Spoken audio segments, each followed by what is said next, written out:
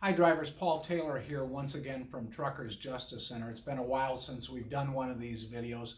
One I want to talk about today is the myth of the 1099 employee.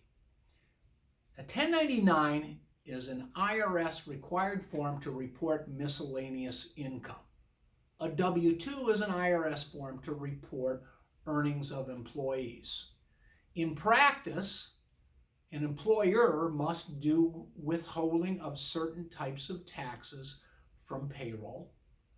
And when somebody is an independent contractor, the document, the 1099, does not report withholding because a contractor is not required to have any withholding normally from work done for a principal.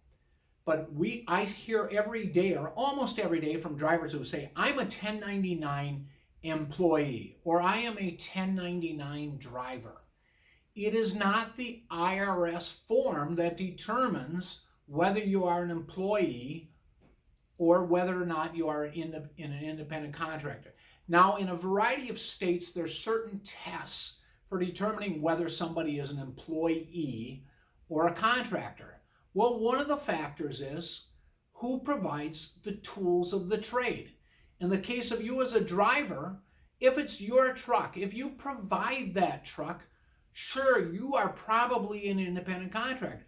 But if it's the company's truck and you're just put in it to drive at 25% of revenue or 40 cents a mile or, whatever form, $800 a week, and it's their truck, you're probably an independent contractor, not an independent contractor, you are an employee.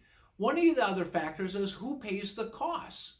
Now, if you're not paying for fuel, if you're not paying a truck payment, if you're not paying for the lumpers, then you are probably an employee.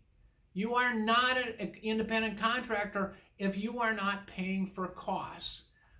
Next, if you're not sharing in any risk, essentially the risk of that the employer or the carrier is not getting paid by the broker or by the shipper, then you're not an independent contractor. So these are among the most important factors. Who's taking the risk?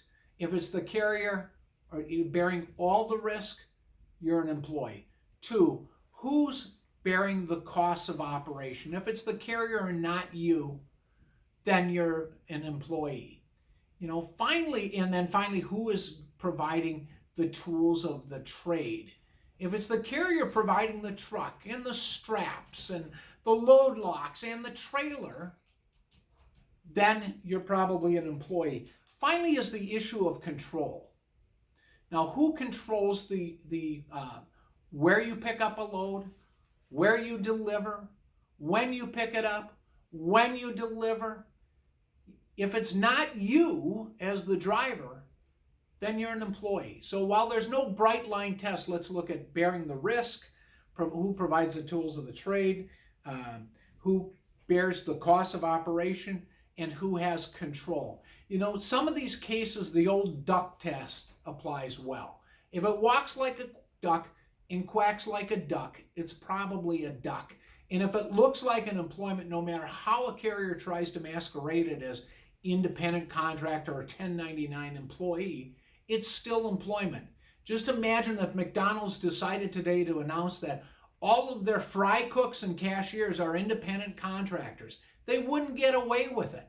So the reason that 1099s are used by carriers to report income received by drivers who are really employees is simply to cheat the IRS and the Social Security Administration, and ultimately to cheat you out of your employer's portion of the Social Security contribution.